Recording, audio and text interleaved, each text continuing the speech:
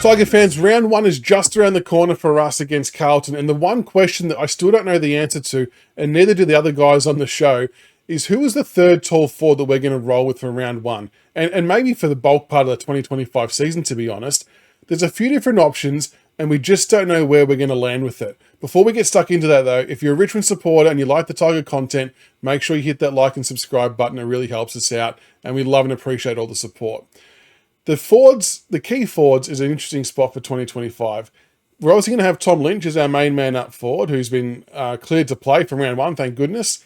Jacob Bauer is going to be the second forward, who's shown some pretty good signs in the off-season without Tom Lynch, so it's going to be actually really interesting to see how he goes with Tom Lynch next to him.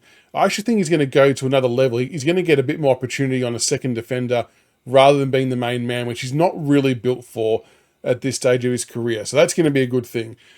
The third forward, though, because we keep hearing we're going to be playing three talls. Now, the three names that come to mind as a potential option here, Liam Fawcett, Campbell Gray, and Harry Armstrong. Now, I've left off Sims because I think he's a bit more of a longer-term project. I think he's going to be a really great player down the line, just not sure if he fits into this landscape right now. And Jonty Fall, who's only just come back from the back injury into full training, so he's got a lot of work to do to build back up fitness, to go through a lot of body contact drills and things like that. So I've ruled him out temporarily because I'm talking more about the start of the season. None of them have played an AFL game when we're talking about Fawcett, Gray, and Armstrong. So they're all very green on that front. Fawcett, I think, is the most experienced out of the lot, who came back to the club in really good shape. The clubs, from all reports, have been really impressed with the way he's gone about his training. We've seen a bit of him in the practice games and the intra-club games. He's shown glimpses here and there. He had a really good mark and long goal in the VFL the other day against Collingwood. Had a couple of almost marks against West Coast as well. And I think he's got the tools to make it. He just needs to string it together a bit more consistently, a bit more often. But I like where he's kind of heading. So Liam Fawcett's one option. Campbell Gray, we obviously picked up in the mid-season draft last year. And I always thought he was destined, if that's the right word, to be a forward for us. He was actually on the verge of breaking into the side last year before he hurt himself. So he kind of got starved of that opportunity and missed out, which is a bit of a shame.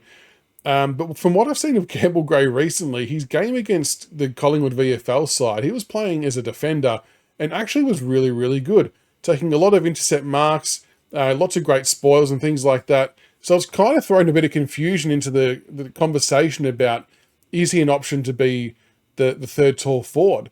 Maybe he can, because he can then play the other end of the ground as well if needed, like a plug-and-play type player. Maybe Campbell Gray's a good option if, say, hypothetically, we go into a game with Nankervis and no Samson Ryan as the second ruck, but we have to use someone like Miller or someone like Kazitsky to back up ruck when they're not defending. Then Campbell Gray could actually drop back into defence and play a role while they're back up rucking. So on that front, that actually makes sense and works. So maybe he is in more contention than what I think. And the third player, Harry Armstrong, who we saw against Collingwood in the practice game.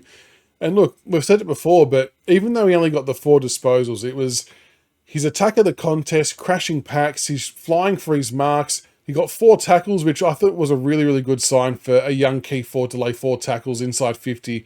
You can't ask for much more than that. I mean, that's your medium to small forward numbers. So to have a big dude doing that is really, really good. And as I mentioned on the live show last week, Nathan Broad was on Triple M, and even he mentioned how impressive Harry Armstrong was with his physicality, his body work, and really wanting to engage in that stuff, where a lot of other first-year big forwards tend to kind of try and get on the lead and get away from the body contact because they're a bit lighter, they don't want to get outworked and things like that. And we even saw Harry Armstrong take the forward 50 ruck contest as well. Now, I'm not totally convinced that should be what he does at AFL level. I think he'll get monstered a fair bit there, but it was good exposure. It was a free hit to try stuff like that, so that's completely fine. But out of those three, yeah, I'm really not sure. Like, I suppose the question is, do we get something more from one player than the other? Do we think that Harry Armstrong has a brighter future? Is he, have a high ceiling, someone you want to get games into quicker than Fawcett and Gray?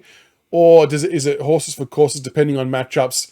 Does Campbell Gray make the most sense? Because if we go in with just the one ruck, he can go back when he has to, while someone else relief rucks when Nank's off the ground.